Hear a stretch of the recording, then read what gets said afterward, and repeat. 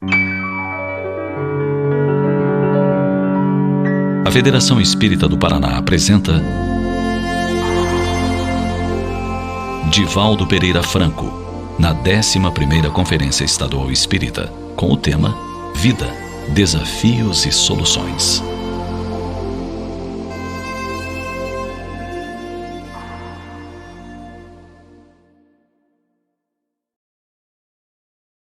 Ilustríssimo Senhor, representante do digno prefeito desta cidade, nobres membros que constituem a mesa diretiva ou diretora desta 11ª Conferência Estadual de Espiritismo, senhoras, senhores, queridas irmãs, queridos irmãos espíritas, caros amigos internautas que nos acompanham através da tvc.com, jovens, nossos votos cordiais de muita paz.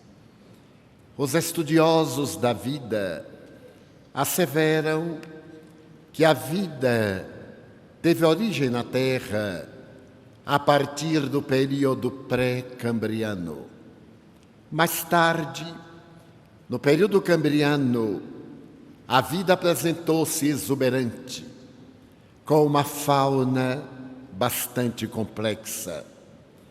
Lamentavelmente, não ficaram vestígios fósseis daqueles primeiros espécimes do período pré-cambriano.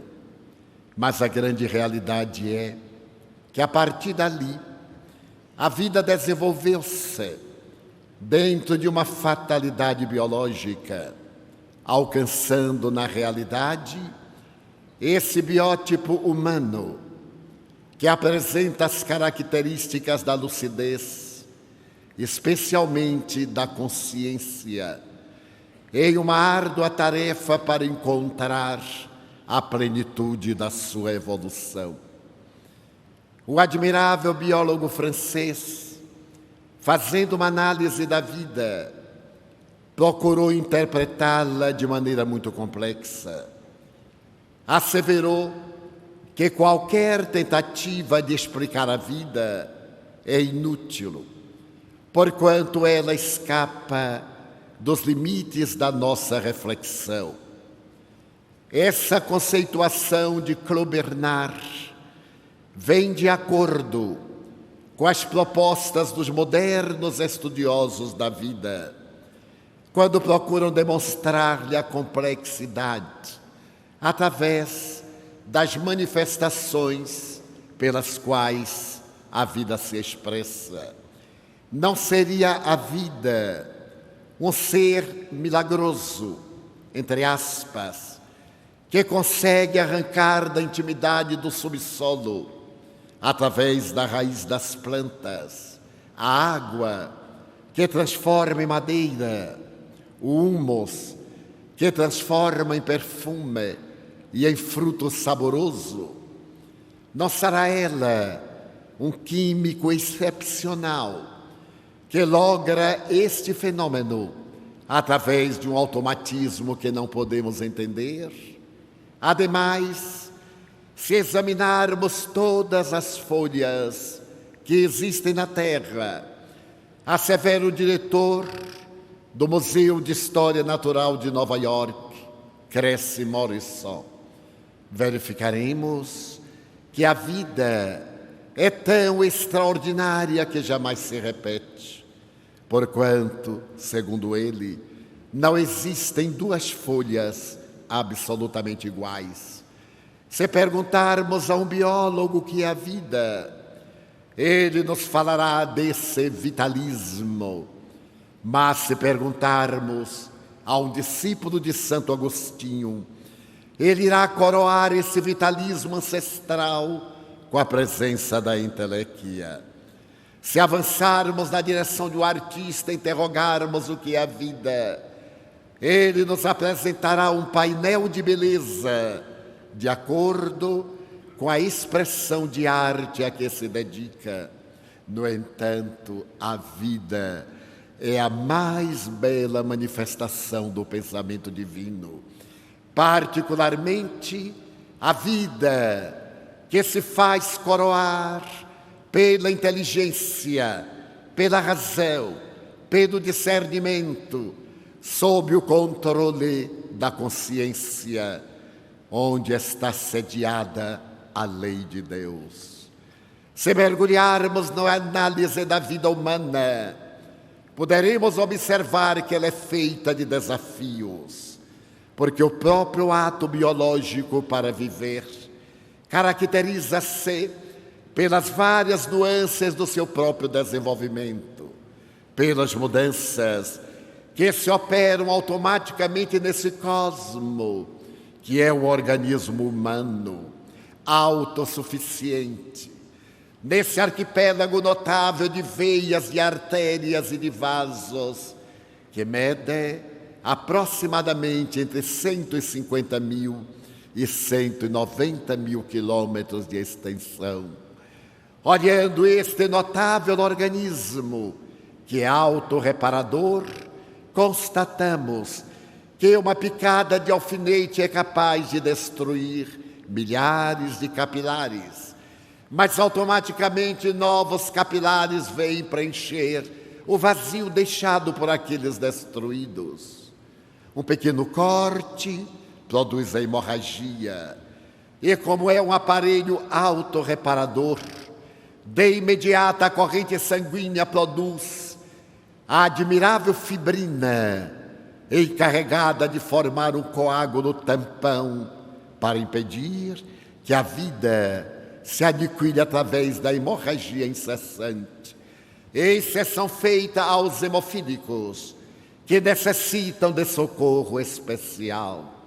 Mas essa mesma vida expressa-se na câmara cerebral através de 100 bilhões de neurônios, que produzem aproximadamente moléculas de 65 neuropeptídeos, para permitir ao indivíduo humano a faculdade de pensar, de movimentar-se, de sorrir, de anelar, de guardar a perspectiva do amor, de sonhar, também de deixar-se devorar pela cólera ou pelo ódio, realizando miasmas de autodestruição. A vida é um milagre grandioso que somente a inteligência divina poderia elaborar, com toda a riqueza de detalhes que lentamente vamos descobrindo. Durante a década do cérebro, 1990-2000, os neurocientistas constataram que este milagre, que é o corpo expressando a vida humana, deve ser dirigido por algo de natureza transcendente, que não se encontra enjaulado na organização cerebral. Mas diante das pessoas jubilosas, idealistas, que cultivam alegria, lograram detectar que este fenômeno admirável está profundamente vinculado a uma substância que se encarrega de proporcionar-lhe a alegria de viver, a dopamina, mas também o seu equilíbrio de natureza emocional está trabalhado na parte inferior do cérebro e posterior, no RAF e no centro ceruleus, que produzem respectivamente a serotonina e a noradrenalina, proporcionando-nos o equilíbrio da alegria e da saúde emocional. A vida, no entanto, que suporta no corpo humano a várias atmosferas, pode muitas vezes ceder lugar à degenerescência dos equipamentos orgânicos de uma maneira quase imperceptível, através de uma picada de alfinete que esteja contaminado. E logo, manifestações viróticas terríveis, bacteriológicas destrutivas, instalam-se e o organismo decompõe-se e a vida transfere-se de vibração, porque não existe morte, não existe aniquilamento. Estamos na vida, seja na indumentária carnal ou fora dela, porque a vida se expressa graças à realidade do ser imortal que somos, o Espírito que a comanda, com as características do amor de Deus, criado simples e ignorante, com uma fatalidade grandiosa que é o seu determinismo de alcançar a perfeição relativa que lhe está destinada, para que possa esse espírito jornadear na indumentária carnal. Ele que tem as características básicas do inefável amor de Deus que o cria, faz-se manifestar por um envoltório quintessenciado, semimaterial, que é o perispírito, modelo encarregado de estabelecer na matéria a programática da sua evolução. Esse modelo organizador biológico, conforme o denominaram os parapsicólogos, é também a sede da consciência profunda, das memórias dos atos, das ações que foram praticadas ao largo das experiências reencarnacionistas, trabalhando em favor das aspirações e das realizações humanas no grande curso do seu processo evolutivo, apresentando este ser na vida, na especificidade trinitária de espírito, perispírito e matéria. É o biótipo que está procurando em Jesus esse modelo e guia da humanidade, a forma segura de avançar sem equívocos, para poder desfrutar da plenitude, denominada com muita sabedoria por Carl Gustavo Jung, o estado luminoso ou estado de individuação. No ano de 1948, na Universidade de Londres, um admirável psicólogo anglo-soviético, Pedro Ouspensky, foi convidado para realizar uma série de conferências a respeito do psicólogo russo Gurdjieff. E naqueles dias memoráveis, esse discípulo de Gurdjieff fez uma análise profunda da criatura humana, baseada na tese da reencarnação. Esse processo de amor que Deus oferece à criatura para poder desenvolver as atitudes que dormem inatas, as aptidões, e ao mesmo tempo favorecer-lhe com o coroamento da paz. E Pedro Ouspensky procurou dividir a sociedade em dois grandes grupos humanos. Aquele grupo denominado de indivíduos fisiológicos, que vivem para as sensações, comer, dormir e gozar. São indivíduos que ainda não despertaram para os valores éticos da existência e formam a grande maioria da sociedade terrestre. Mas também aqueles outros indivíduos, aos quais denominava como psicológicos, que ademais de comer, dormir, gozar através do sexo, desenvolviam os sentimentos mentais, emocionais, as faculdades pensantes, as aptidões que estavam adormecidas para poder alcançar a consciência cósmica. E esses indivíduos podem encontrar-se caracterizados na denominação de consciências em vários níveis que tipificam a sociedade terrestre. Merece recordar-se que naquele período o admirável psiquiatra e neurologista suíço Jung estava estudando a problemática da consciência humana. No ano de 1950, ao publicar a sua pequena grande obra, Resposta a Jó, ele estabelece que a criatura humana deve desenvolver na Terra uma grande trajetória para encontrar a razão de ser, o significado existencial, o seu objetivo real e lógico, o que somente é possível quando logra o estado de consciência. E afirmou Jung, esse estado de consciência apresenta-se naquele momento quando o self toma conhecimento de todas as construções do ego, as heranças ancestrais, aqueles arquétipos que fazem no indivíduo a realização dos objetivos existenciais. Quando o eixo ego-self consegue estabelecer um estado luminoso, a consciência desabrocha e o ser jornadeia na Terra em totalidade de plenitude.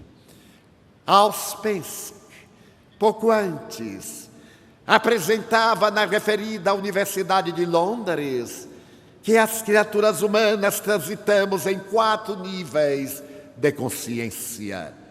Por essa razão, embora todos sejamos portadores da mesma, há uma diferença muito grande de comportamento, de compreensão dos objetivos da vida e de conduta em cada um de nós. Isto porque a consciência apresenta-se no seu primeiro nível em um estado de sono profundo, em que o ego tem a primazia. A criatura está totalmente dominada pelo egotismo. E em face disso, a sua existência está caracterizada pelo comer, pelo dormir, pelo fazer sexo e talvez sob a inspiração hedonista, o esforço para ter a fim de poder para gozar. E naturalmente, na proposta epicurista, descobri também algumas manifestações da beleza que estão sob o comando desse estado egotista. Mas existe na fatalidade biológica e espiritual do ser um determinismo. Esse estado de consciência adormecida lentamente se dilui e o indivíduo passa naturalmente noutra existência corporal ao estado de consciência desperta, em que os valores éticos passam a ter um significado profundo. O egotismo lentamente cede lugar ao egoísmo e este, a largo período, ao altruísmo. Quando então o indivíduo descobre que a sua felicidade não pode ser exclusivamente pessoal. Ninguém pode viver no deserto, em oásis, longe da coletividade, encontrar a plenitude, senão diante de um transtorno psicopatológico muito grave.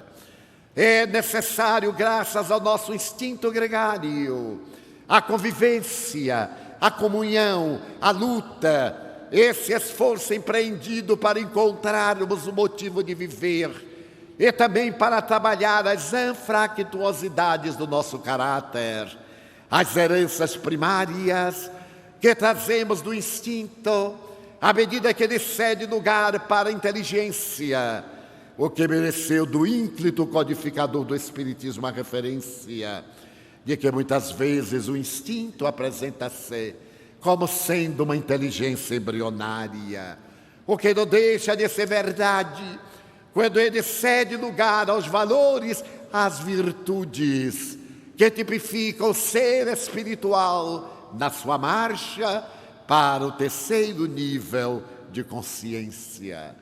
Naquele período de consciência desperta, a solidariedade medra, generosa e rica, convidando os indivíduos à contribuição fraternal para descobrir lentamente que toda vez quando doa, possui, e toda vez quando retém, deve, na balança da economia universal, no terceiro nível de consciência, ele percebe que se encontra em uma máquina e que essa máquina tem necessidades que devem ser atendidas, razão porque não tem o direito de relegar-se ao isolamento, nessa atitude egoísta de fugir do mundo para encontrar Deus, que afinal está dentro dele mesmo e expressa-se na solidariedade em relação às demais criaturas.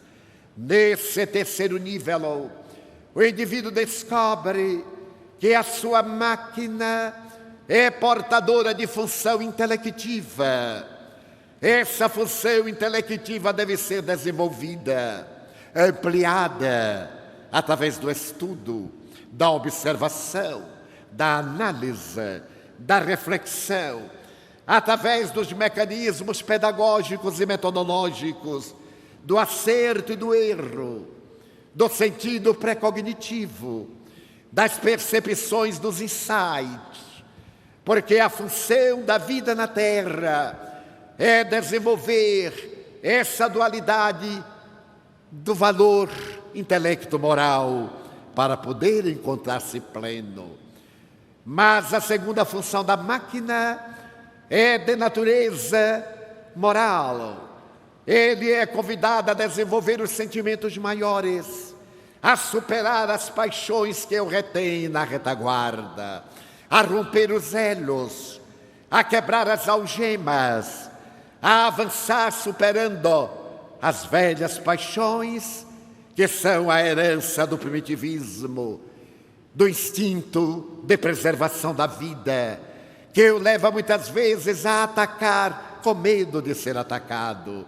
E logo ele passa a ter a percepção da máquina que se movimenta, necessitando de atender a essa terceira função valiosa para preservar a sua vida. O corpo não foi feito para o letargo, para o repouso, senão para a ação. À medida em que ele vai dando atividades aos seus membros variados, músculos, artérias, veias e também ossos, ele mantém-se ágil e preparado para sustentar a argamassa celular, enquanto, à medida em que ele se deixa dominar pela comodidade e pela lassidão, ele perde a elasticidade, degenera e leva o indivíduo muitas vezes a situações lamentáveis. A quarta função da máquina é de natureza sexual, a de natureza reprodutora, na qual o sexo é um departamento da vida para o indivíduo utilizar-se, fazendo que se utilize desse sexo não somente para a perpetuação da espécie, mas também para a permuta de hormônios, para as expressões mais profundas da afetividade, lentamente transformando e superando para poder atingir o amor em plenitude, conforme aquele que Jesus nos ofereceu durante o seu périplo terrestre, quando nos convidou à solidariedade fraternal em todos os momentos da nossa vida. A quinta faculdade dessa máquina diz respeito à nossa necessidade de preservar o organismo da agressão dos seres microscópicos, mantendo um equilíbrio na alimentação, da conduta mental, no comportamento, porque nós próprios somos os autores dos nossos destinos. Felicidade e desdita fazem parte do cardápio da nossa evolução, trabalhados pelo nosso comportamento, porque o nosso corpo está preparado para o amor, para os sentimentos elevados, para a comunhão com Deus, através da imaginação ou pela prece, através da meditação profunda ou por meio da reflexão. Quando realizemos esta vinculação com a divindade, recebemos energias que restauram o equilíbrio resultado do desgaste e que nos movimenta sempre para a transformação de todos os gestos grosseiros que se vão modificar em atitudes relevantes e saudáveis. A quinta função da máquina é de natureza altruísta, levando-nos a perceber os nossos compromissos em relação à vida, levando-nos a sair do eu arbitrário e dominador para a contribuição valiosa à comunidade na qual nos encontramos colocados. A sexta função diz respeito ao trabalho que devemos evitar no desenvolvimento intelectual superior, aquele que transcende a cultura acadêmica e que nós introjetamos por meio da reflexão para entender Deus dentro da nossa relatividade, os objetivos essenciais do existir, compreender por que estamos aqui, para que aqui nos encontramos e qual a razão dos sofrimentos que nos convocam a receber a mensagem que nos trazem de necessidade de transformação sempre para melhor. E a sétima função da máquina, aquela de natureza moral superior, que vai além das nossas funções de respeito pela vida, vinculando-nos profundamente à divindade. Asseverou Auspensky que estemos fadados à união com Deus, porque Deus se encontra íncito em nós. E é natural que façamos esta grande ponte entre o ser propínquo que somos e o Deus longínquo próximo que contemplamos. A admirável conferência pronunciada pelo discípulo de Gurdjieff dizia respeito aos grandes desafios que existem na vida humana, desde aqueles do relacionamento normal, da nossa própria conduta mental, das heranças e atavismos que trazemos de outras vidas, no que o espírito Joana de Ângeles recentemente, fazendo uma análise da psique, deteve-se na observação dessa fissão que ocorreu em determinado momento da evolução antropossócio-psicológica do ser. Essa fissão que elabora o bem e o mal, o anjo e o demônio, convidando-nos ao esforço imenso para fazer a união, novamente, com a diluição do mal e a predominância do bem. Afinal, filosoficamente, o mal é nada mais do que uma experiência que nos ensina a não mais repetir aquela realização. Porque é através das experiências equivocadas, malas, que alcancemos as experiências nobres e corretas, o bem. Da mesma forma que a sombra é a ausência da luz, o mal é a ausência do bem. Eis porque Allan Kardec estabeleceu que a moral é tudo aquilo de acordo com a lei de Deus. E é dentro desta ética moral que a vida deve enfrentar os imensos desafios que normalmente vão desaguar na família. A família é a célula abençoada, a célula básica abençoada do organismo social, que Deus nos concede para podermos realizar o desenvolvimento dos valores adormecidos, para provocarmos o seu despertar, o que nos faculta a família de que temos necessidade, e não aquela que gostaríamos de possuir. Eis porque, nesta longa jornada, os indivíduos apresentam-se com essas características variadas que levaram o admirável neurologista americano Robert de Rops, discípulo de Auspensky, a dizer que a nossa consciência estagia não em 4 níveis, senão em 5. E esse admirável estudioso dos neurônios, a maior autoridade americana em neurônios cerebrais, nas décadas de 1970-90, estabeleceu que o primeiro nível de consciência humana é o nível da consciência de sono sem sonhos. É o indivíduo que se entrega ao prazer e que acredita que a vida tem por finalidade exclusiva gozar, que permanece na Terra dentro daquelas 3 funções fisiológicas e não se deixa sensibilizar por outras expressões de emotividade, porque ainda no estágio mais animal do que humano. Inevitavelmente, diz o doutor Robert de Ropes, o indivíduo passa para o segundo nível, aquele nível de consciência de sono com sonhos. Ele aspira, em determinado momento ele tem necessidade de mudar de atitude, é atraído pelo deotropismo, pela presença de Deus, mas ainda não tem as resistências para romper com a hipnose que o mantém em hibernação.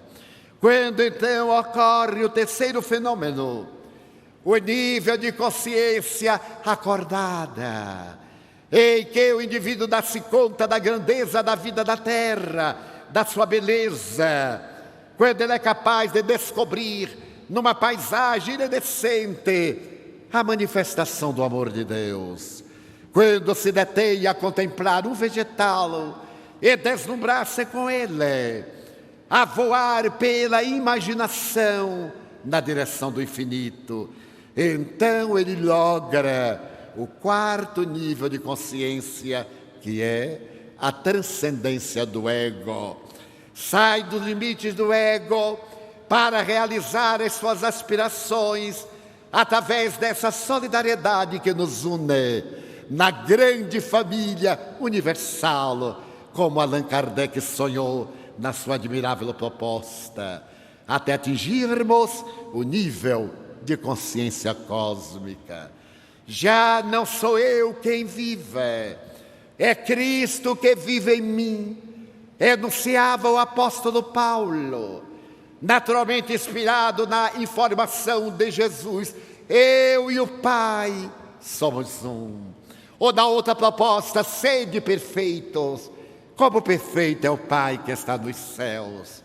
Oportunamente, Madre Teresa de Calcutá apresentaria uma paráfrase a esse respeito quando lhe perguntaram: a senhora, afinal, quem é?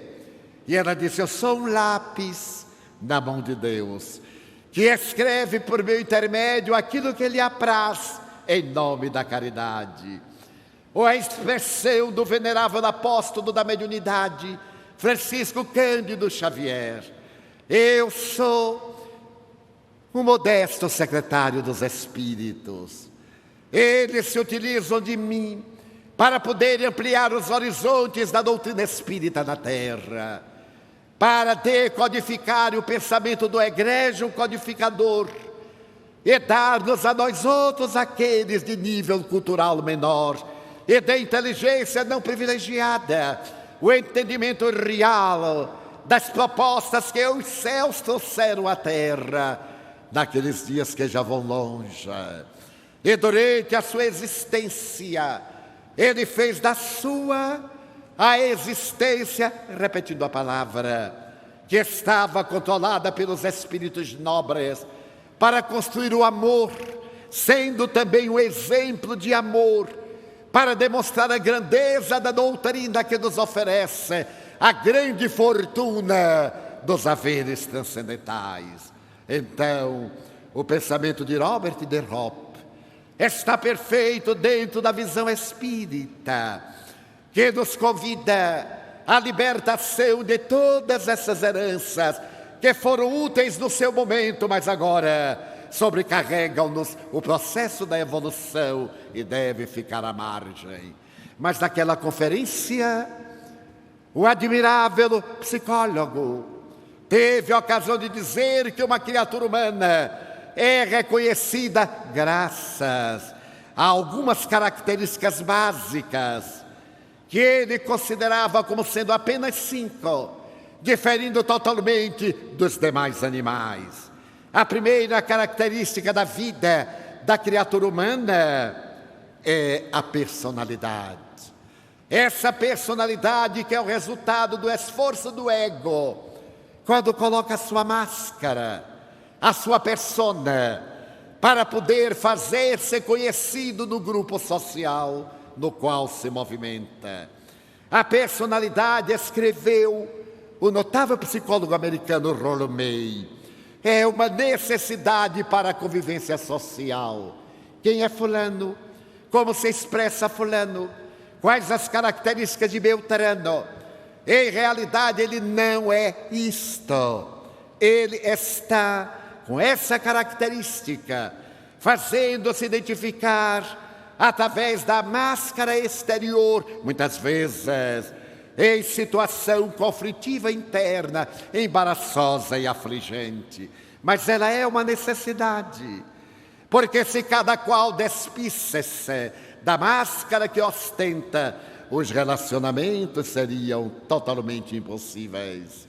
Graças à educação, graças às exigências sociais, aos hábitos considerados corretos, nós plasmamos uma personalidade que nos vai caracterizar durante a existência. Aliás, pela falta de cuidado nos afetos apressados, indivíduos casam-se com a imagem dos indivíduos e não com a realidade deles. É muito comum, depois de um relacionamento relativamente prolongado, alguém dizer em referência ao outro: enganei-me, ou ele enganou-me. Ninguém engana a quem não deseja ser enganado. Quando nos fascinamos por alguém, pela sua aparência, pela sua persona, atribuímos valores que não tem, porque o nosso entusiasmo faz que projetemos a nossa carência naquilo que gostaríamos de encontrar para preencher o nosso vazio existencial. E é por isso que mais tarde, quando a realidade se nos apresenta, parecemos criaturas desaciadas, decepcionadas, e logo atiremos a nossa reação numa acusação indevida. Você me enganou, mascarou-se. Mas se ele estava mascarado, nós não descobrimos por falta de atenção ou pela precipitação de querer fruir e encontrar no trem aquilo que não havíamos logrado realizar em nós mesmos. É o velho mecanismo de projeção da imagem. Mas logo diz o admirável Ouspensky, a segunda característica da criatura humana é o conhecimento. Todo ser humano normal tem conhecimento. Mesmo aquele quando diz nos seus momentos de desencanto, ou quando irrompe a revolta: eu sei que não sei coisa nenhuma. Ele tem conhecimento da sua própria ignorância. O conhecimento é indispensável à vida. Nós o trazemos de existências transatas. Nós nos consideramos como ser que vai desenvolvendo valores. E de repente o conhecimento está embutido e exterioriza-se por automatismo, levando-nos a atender às nossas aptidões culturais, artísticas, sociais e etc. A outra característica estabelecida pelo notável Ouspensky é a da identificação. Todos nos identificamos uns com os outros, através da lei de fluidos, através da lei das afinidades, através da lei das semelhanças. Somos atraídos uns pelos outros, porque é inevitável que essa identificação nos leve também aos nossos prazeres e encantos, à luta pelos nossos objetivos, pelos nossos ideais. Essa questão da identificação é tão característica que na minha longa jornada encontrei um dia um jovem que, me ouvindo apresentar a doutrina espírita, fascinou-se pela mensagem codificada por Allan Kardec.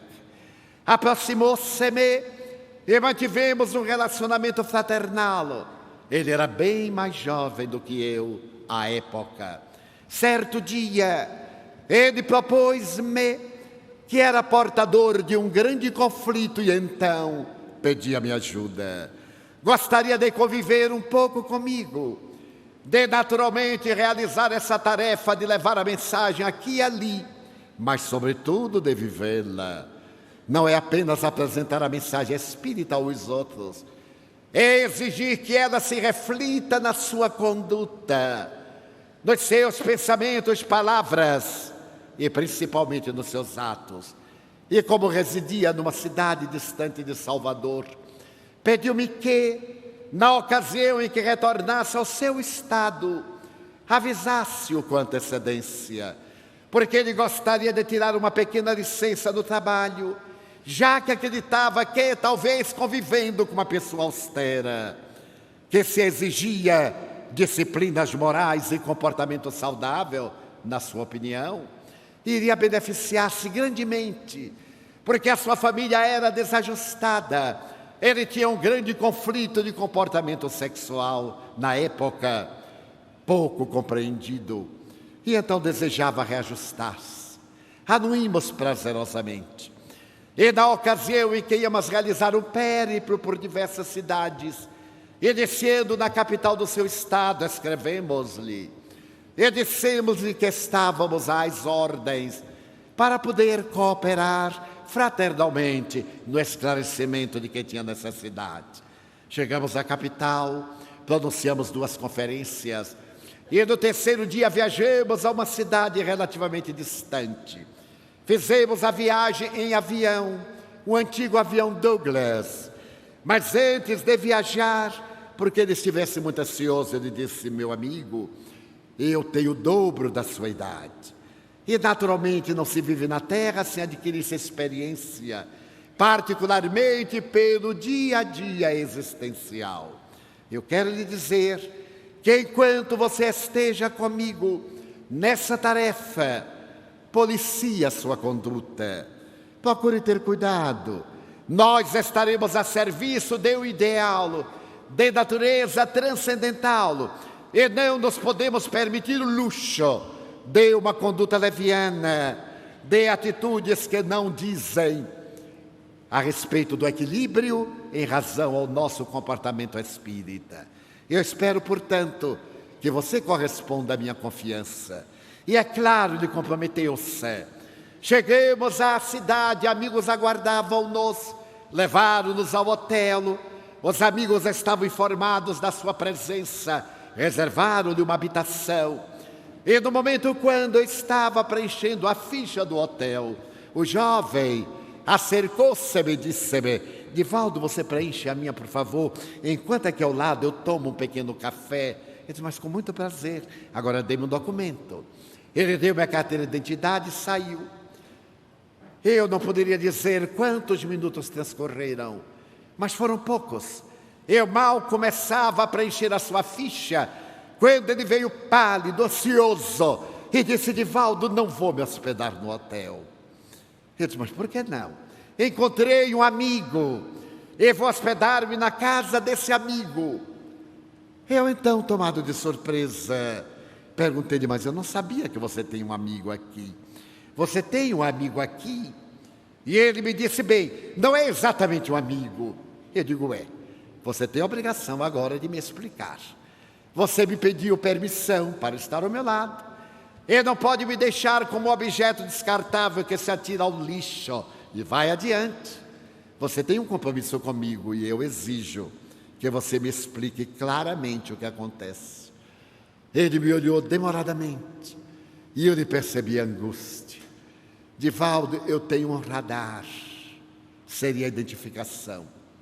Fez uma pausa longa e eu mantive-me também silencioso. Para que ele fosse claro, eu necessitava de compreender. Na hora em que eu entrei no café, os meus olhos varrem o ambiente. como se eu tivesse uma câmera de raio-x. E logo encontrei alguém com quem sintonizei de imediato. Você entende, não é? Eu digo, não entendo. Necessito que você me explique. É uma identificação. É difícil de dizer. E eu lhe expliquei que era a lei dos fluidos, a lei da afinidade. Era o nível de consciência. Mas tomado de compaixão, ele disse, não vá, meu filho. Você não se deve aventurar. A sua problemática tem um caráter de natureza provacional. Todos nós estamos assinalados na Terra com as deficiências que necessitamos superar. A função da reencarnação não é ensejar-nos a repetição de erros, é de trabalharmos para a nossa superação. Este é um dos desafios da vida. Nós vamos ficar aqui apenas 2 dias.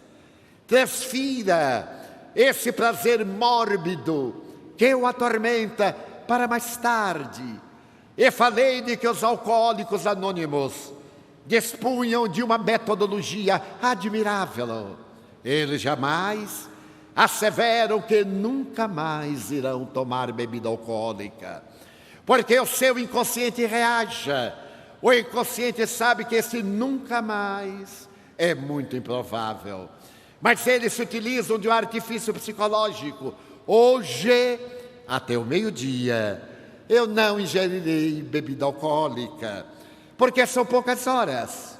Quando chega o meio-dia, na tarde de hoje, eu não tomarei uma substância alcoólica. E logo quando começa a noite, nesta noite, eu não tomarei nenhuma bebida alcoólica.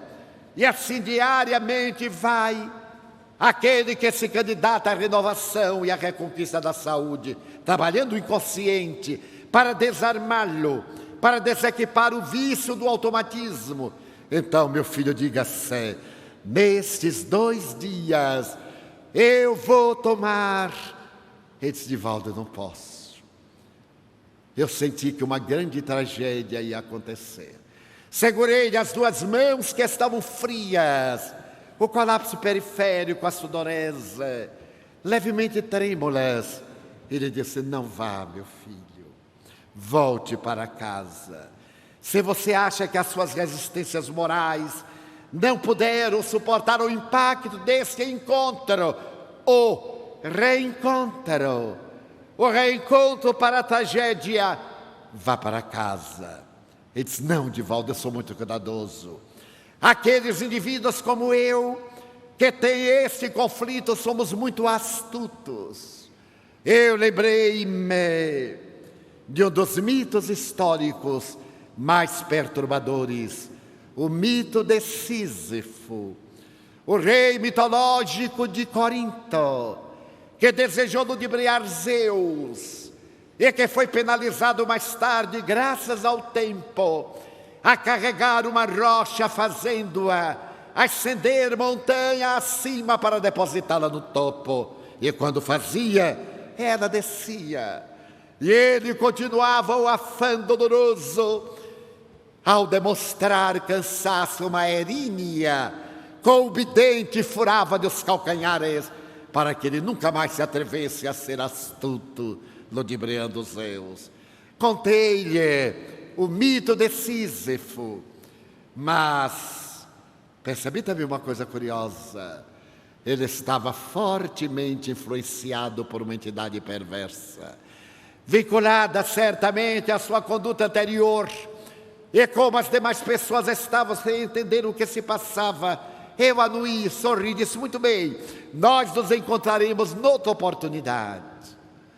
No dia seguinte, quando os amigos nos vieram buscar para levar-nos a uma atividade às 10 horas da manhã, um deles, muito circunspecto, perguntou-me, Divaldo, há quanto tempo você conhecia aquele moço? Eu disse superficialmente, há 1 ano, alguns meses. Você deve saber o que aconteceu com ele, não? Eu digo, não sei, ele foi para a casa de um amigo. Então o confrade tomou do jornal da cidade e mostrou-me. Ele havia sido assassinado. Naquela madrugada, aquele indivíduo explorador havia-o seduzido, sim. E como era um indivíduo profundamente perturbado, dominado pelo desafio da inferioridade que não podia vencer, culminou aquele reencontro num desencontro fatal com o homicídio cruel. Então a nossa vida está cheia de desafios e as nossas afinidades perturbadoras devem ser ultrapassadas através do exercício do amor, do esforço moral. Por isso mesmo, a vida nos pede um grande contributo. Contributo esse que é o respeito que ela nos merece. Por essa razão, os espíritas, iluminados pela proposta apresentada pelos guias da humanidade, de que Allan Kardec se fez um missionário ímpar, todos somos favoráveis à vida e contrários a quaisquer atentados que objetivem destruí-la. O aborto. Esse aborto hediondo, criminoso, covarde. Ninguém tem o direito de destruir a vida, exceto, como estabeleceu o codificador, quando a vida da parturiente encontra-se em perigo. É lógico que se deve preservar a vida já existente em relação àquela que está em formação. Nos outros casos, esse desafio que nos convida a interromper a gestação que não é querida, aquela gestação que resulta de um estupro, a gestação não desejada, nós teremos que a levar adiante pelo respeito à vida. Como não temos o direito de interromper a existência carnal pelo suicídio covarde, magoados por qualquer circunstância, tomarmos a clava da justiça e interrompermos a existência no ato de crueldade para aqueles que nos amam e que deixamos à margem por causa de um fato desagradável que nos aconteceu, de uma afetividade perturbadora e perturbada. Não temos o direito de aplicar a eutanásia, crime hediondo e não morte honrosa. Todos os momentos de dor que precedem a desencarnação, sem nenhum masoquismo, fazem parte do nosso mapa expiatório da evolução. Bendiremos a Deus aquelas dores que tivermos antes da desencarnação, quando o processo é prolongado. Mas interromper a vida por solicitação do paciente que não quer sofrer é suicídio, e quem o pratica é homicida. Mas interromper a solicitação da família, ou para poder manter o sentido denominado ético em relação à dor, ao sofrimento desesperador, é crime covarde. E a pena de morte, que lentamente vai entrando na história das perversas punições da sociedade, que se atribuía o direito de matar, porque não podia educar nem reeducar, todos esses atentados à vida, em breve, farão parte da mitologia do processo da evolução, porque a vida é o hálito de Deus, convidando-nos a reflexões profundas em torno do amor. Por essas e muitas outras razões, a Federação Espírita do Paraná está realizando a sua 11ª Conferência Estadual Espírita, para poder convidar-nos à reflexão em torno da vida e família, particularmente nesta hora dos desajustes familiares, da alucinação, da drogadição, do desequilíbrio resultado da sexolatria, dos distúrbios de conduta que tomam conta da nossa sociedade sofrida, neste momento da grande transição na família espírita, realmente trabalhada dentro dos paradigmas espíritas, está a grande solução para construir uma sociedade ditosa, pela qual todos aspiramos. Viver é a proposta do Pai Celestial. Bem viver é a diretriz que deveríamos colocar em nosso caminho, ao invés de viver bem, regaladamente, gostosamente, na consciência de sono. Eleger então as atividades de enobrecimento moral e agradecer a Deus a oportunidade da reencarnação. Oportunidade que nos é dada para retificar erros graves, para esculpir lições de luz para o futuro e para podermos encontrar na consciência cósmica a divindade que nos ama, razão pela qual somos levados a dizer: Deus meu, eu gostaria de dizer-te que amo a vida, que para mim é bela e é consentida. Muito obrigado, Senhor, por tudo que me deste, por tudo que me dás. Obrigado pelo ar, pelo pão, pela paz. Obrigado pela beleza que os meus olhos veem. No altar da natureza, olhos que fitam o céu, a terra e o mar, que acompanham a ave ligeira que voa fagueira pelo céu de anil e se detém na terra verde, salpicada de flores em tonalidades mil. Muito obrigado, Senhor, porque eu posso ver meu amor, mas diante da minha visão pelos cegos eu formulo uma oração, porque eu os vejo tropeçar na multidão, caminhar tristes na escuridão, jornadear na solidão. Por eles eu oro e a ti eu imploro comiseração, porque eu sei que depois desta lida na vida, eles também enxergarão. Muito obrigado pelos ouvidos meus, que me foram dados por Deus, ouvidos que ouvem o tamborilar da chuva no telheiro, a melodia do vento nos ramos do olmeiro, as lágrimas que vertem os olhos do mundo inteiro, ouvidos que ouvem a música do povo que desce do morro na praça cantar, a melodia dos imortais que se ouve uma vez e ninguém esquece nunca mais, a voz melodiosa, canora, melancólica do boiadeiro e a dor que geme e que chora no coração do mundo inteiro.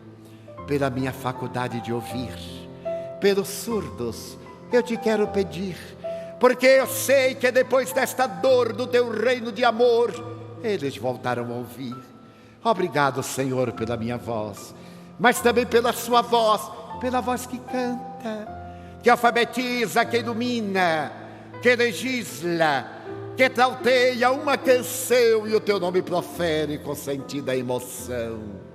Diante da minha melodia, eu quero rogar por aqueles que sofrem de afasia, já que não cantam de noite nem falam de dia, oro por eles, porque eu sei que depois desta prova na vida nova cantarão. Obrigado pelas minhas mãos, mas também pelas mãos que aram, que semeiam, que agasalham, mãos de ternura, mãos que libertam da amargura, mãos dos adeuses, mãos que apertam mãos, mãos de sinfonias, mãos de cirurgias, mãos de poesias, mãos de psicografias, pelas mãos que atendem a velhice, a dor, o desamor, pelas mãos que do seio embalam o corpo de um filho alheio sem receio, e pelos pés que me levam a andar sem reclamar. Obrigado, Senhor, porque eu posso caminhar diante do meu corpo perfeito. Eu te quero louvar, porque eu vejo na terra aleijados, infelizes, impossibilitados, paralisados, que não se podem movimentar. Por eles eu oro, porque eu sei que depois desta expiação, na outra reencarnação, eles também caminharão. Obrigado por fim, pelo meu lar. É tão maravilhoso ter um lar. Não é importante se este lar é uma mansão, ou está numa favela, se é um ninho ou um garabato de dor, se é um bangalô, uma casa no caminho. Mas que dentro deste lar esteja a presença do amor, amor de mãe ou de pai, de mulher ou de marido, de filho ou de irmão, a presença de um amigo, alguém que me dê a mão. É tão doloroso viver na solidão, pelo menos ter a companhia de um cão. Mas se eu a ninguém tiver para me amar, nem um teto para me agasalhar, ou uma cama para repousar, nem aí reclamarei. Pelo contrário, eu direi: obrigado, Senhor, pela minha vida. Obrigado, Senhor, porque eu creio em Ti. Obrigado, Senhor, porque eu nasci pelo Teu amor. Obrigado, Senhor, pela Sua atenção. Muito obrigado, senhores.